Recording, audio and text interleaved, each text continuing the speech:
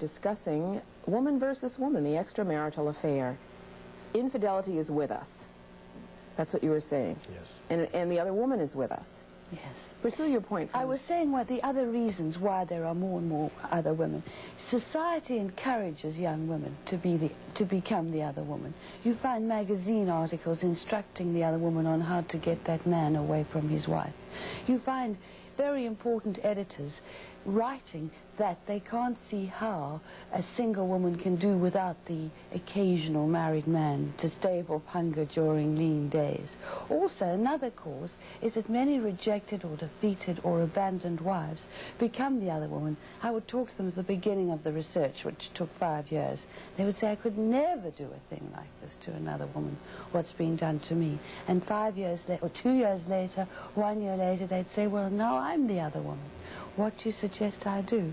How should I go about it? And many wives who were at war went to women who had been the other woman and been the wife to find out what they should not do in trying to keep their husband. Not what they should do, but what they should do. You know what I think lends itself to this other woman syndrome, too? Women now have found their place in society. They are involved in careers.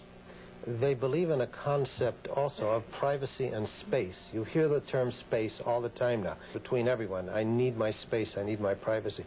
The other woman with the married up, that kind of a woman.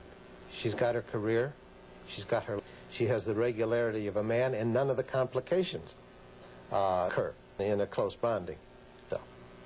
Yes, I told this other woman, decided, but they're not going to have apartments. They realize how transitory this kind of ecstasy is, and that no ecstasy can withstand the pressures of day-to-day living. Well, is there any point in getting married? Well, this is the point. Every man who left a marriage that was not unhappy for the other woman regretted it. And those men were least likely to stay faithful to their new wives. Those who stayed with their marriages after a serious affair usually never had another affair. Just the one was enough. Just the one.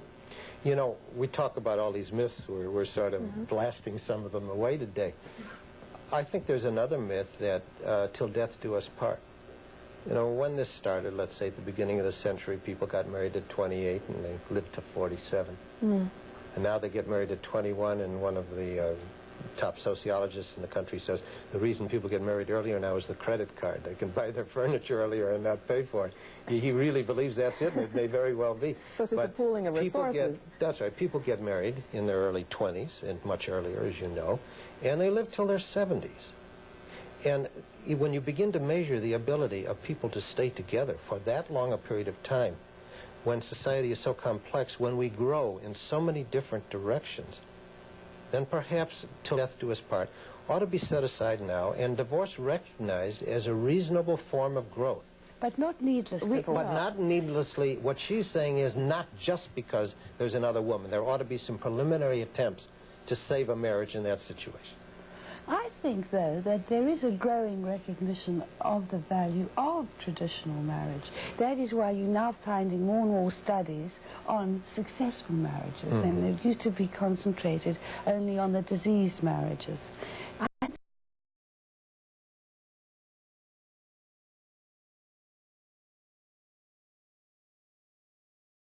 Married despite the divorce statistics. And people... 20 minutes of dissertation is that you leave so many things unsaid that you get into trouble. Yeah. I suspect, and I've been searching for an answer personally, a reasonable institution. Okay. But I think, A, we have to be taught from kindergarten on to recognize some facts of life. You were talking about realities before.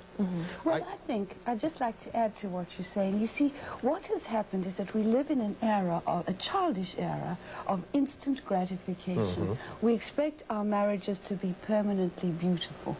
The idea that marriage is something that leads us to conclude that the monogamous state is an unnatural state. Because the rest of life eased.